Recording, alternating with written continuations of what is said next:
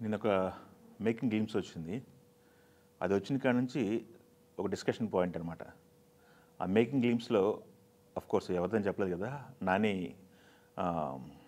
Paradise సంబంధించి చిన్న making glimpse వదిలారు బయటికి. సినిమా ఎలా ఉండబోతుంది అని చెప్పేసి క్యారెక్టర్‌ని పరిచయం చేసే ప్రయత్నం అయితే చేశారు శ్రీకాంత్ వదిల. దసరా సినిమా తర్వాత ప్యారడైజ్ అని చెప్పేసి పక్కా ఊర మాస్ రోల్‌లో నాని కనిపిస్తున్నారు. ఆహార్యం కూడా కొత్తగా ఉంది. ఆయనకైతే 2 జడలేశారు. ఇక్కడ ఒక టాటూ ఉంటుంది. ఒక భూత పదంతో మనం గ్లిమ్స్ చూసాం ఇంత మునుపు. అది ఓపెన్‌గా వదిలేశారు. అంటే అతని క్యారెక్టరైజేషన్ తెలియజేయడానికి వదిలారు అనేది ఒక డిబేట్ జరిగింది. ఇక్కడ నిన్న అది వచ్చిన కాడ నుంచి ఇంకో డిస్కషన్ పాయింట్ చూశాను. మంచిగా చక్కగా ఫ్యామిలీ ఆడియన్స్‌కి నచ్చే కథలు, బాయ్ నెక్స్ట్ డోర్ అని చెప్పేసి పక్కింటి కుర్రోళ్ళలా ఉండే కథలు చేసుకునేటువంటి నాని ఎందుకు ఇంత వైలెంట్‌గా అవుతున్నారు? హిట్ 3 చూసాము. హిట్ 3లో చాలా వైలెంట్‌గా ఉంటుంది నాని క్యారెక్టర్. ఎందుకు ఈయన ఈ ఫ్యామిలీ ఆడియన్స్‌ని, ఫ్యామిలీ సబ్జెక్టులని వదిలేసి మాస్ వైపు అట్రాక్ట్ అవుతున్నారు? పాన్ ఇండియా మోజులో పడిపోయాడా? ఈ మాటలు వినపడుతున్నాయి. నాని గారి కెరీర్ చూసుకున్నాం. ఆయనకి గాడ్ ఫాదర్లు ఎవరు లేరు ఇండస్ట్రీలో. స్వతహాగా వచ్చారు, డైరెక్షన్ డిపార్ట్మెంట్లో జాయిన్ అయ్యారు. తర్వాత ఆయన జర్నీ మనకందరికీ తెలిసిందే.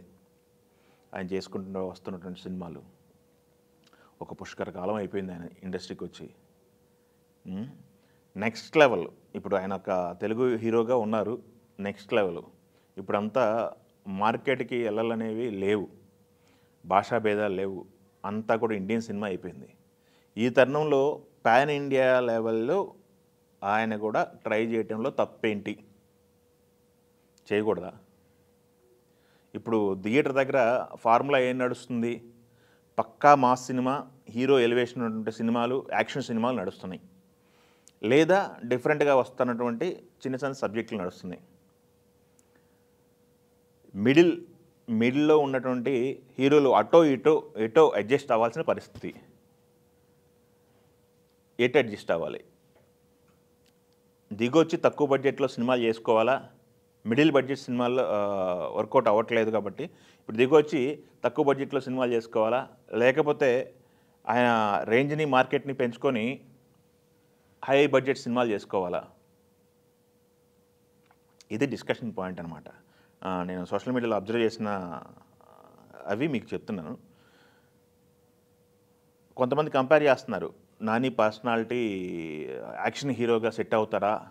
అది ఇది అని చాలామంది కంపేర్ చేసుకోవచ్చు. చాలామంది కూడా హైట్తో సంబంధం లేకుండా, వెయిట్తో సంబంధం లేకుండా ఆడియన్స్ని మెప్పించిన సందర్భాలు ఉన్నాయి. కథలో కంటెంట్ ఉంటే, సినిమాలో కంటెంట్ ఉంటే మెప్పించవచ్చు అని చాలా సినిమాలు ఉన్నాయి.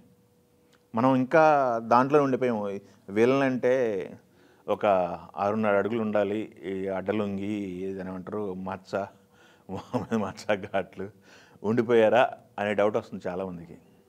చాలా మారిపోయింది. విలన్ అంటే 6 ప్యాక్ కండాలుగా దాని ఏమంటారు, బాగా 6 అడుగులు 7 అడుగులు విలన్లు కొట్టే హీరోలు అంటే 6 అడుగులు ఉండాలి. ఈ లెక్కలన్నీ మారిపోయినాయి కాబట్టి మనం ఆ రకంగా ఆలోచించడం కరెక్ట్ కాదే అనిపిస్తుంది. ఈ ప్యారడైజ్ సంబంధించి కూడా శ్రీకాంత్ వదిల మనం దీన్ని చూసాం. ఈ సినిమా దసరా సినిమా చూసాం. ఎంత రూట్స్కి వెళ్ళి సినిమా చేశారనేది.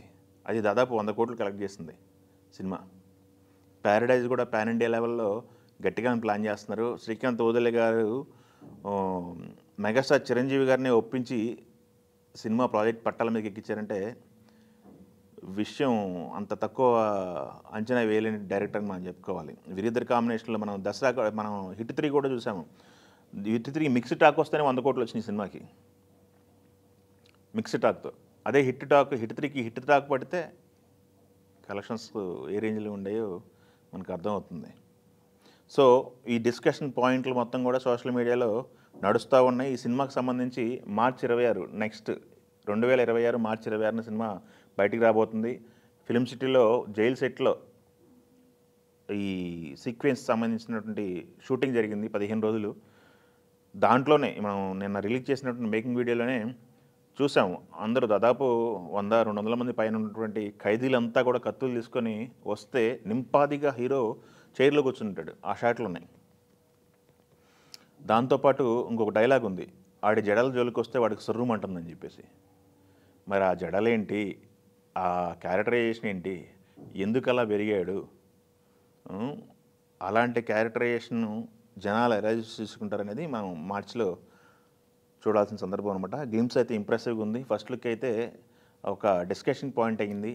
ఏంటి ఇలా ఉందని చెప్పేసి. సో, వాళ్ళు ఏదైతే ప్లాన్ చేశారో అది జనాలకు రీచ్ అయింది. దాంట్లో వాళ్ళు సక్సెస్ అయ్యారని చెప్పొచ్చు. సో, ఈ 'పారడైజ్' మార్చి 26, 2026. బట్ వాళ్ళేసుకున్న డేట్లన్నీ మారిపోతా ఉన్నాయి క్రమక్రమంగా. చూద్దాం అదే డేట్‌కొస్తదా లేకపోతే డేట్‌లేమన్నా మారతాయా అనేది వేచి చూడాలి. ఈ కంటెంట్ అయితే ఇంప్రెసివ్‌గా ఉంది. Thank you.